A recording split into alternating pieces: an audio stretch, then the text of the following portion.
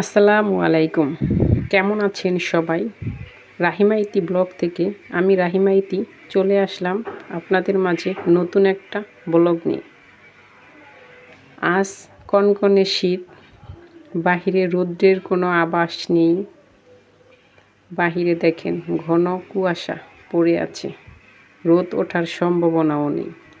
এদিকে আমি রান্না করতে চলে আসছি, ডাল ভুনা করব। তাই ডাল ধুয়ে হাতে মেখে নিয়েছি।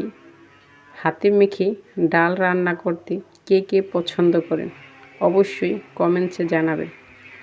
এদিকে আমার ডাল রান্না হয়ে গেছে। এখন আমি ডালে কাঁচামরিচ, ধনেপাতা দিয়ে ঢাকনা দিয়ে ঢেকে রেখে দেব, যাতে ধনেপাতা এবং কাঁচামরিচের ফ্লেভার পাওয়া যায়। এপাশে আমি ফ্রিজ থেকে মুরগি নামিয়ে ভিজিয়ে রেখেছিলাম। আমার মুরগিগুলো ভিজে গেছে। এখন এগুলি ছোট ছোট টুকরো করে কেটে নিব। এই যে আমি ছোট ছোট টুকরো করে কেটে নিয়েছি। কেন জানি আমার ছোট ছোট টুকরোই ভালো লাগে, বড় মুরগির টুকরো আমি খেতে পারি না, তাই ছোট করে কেটে নিয়েছি। এখানে আমি তেলের ভিতরে পেঁয়াজ, লবঙ্গ, এলাচি, দারচিনি যা যা প্রয়োজন হয় সব দিয়ে ভেজে নেব।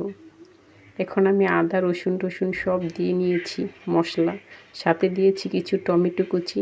কে কে মাংস রান্নাতে টমেটো কুচি ইউজ করেন অবশ্যই কমেন্টসে জানাবেন। এখানে আমার মশলা কষানো হয়ে গেছে, তাই আমি মুরগিগুলো দিয়ে দিচ্ছি। এখন আমি মশলার সাথে ভালোভাবে নেড়ে মিশিয়ে কষাবো। এদিকে আমার মুরগি রান্না হয়ে গেছে আলহামদুলিল্লাহ। দেখেন লোভনীয় হয়েছে না? আমি মুরগিতে কিছু আলু দিয়েছি। আলুগুলি আস্তে আস্তে দিয়েছি, কারণ নতুন আলু তো সিদ্ধ হয়ে যাবে। তাই এই শীতে কিন্তু মুরগি তরকারি মজাই হয়, তাই না?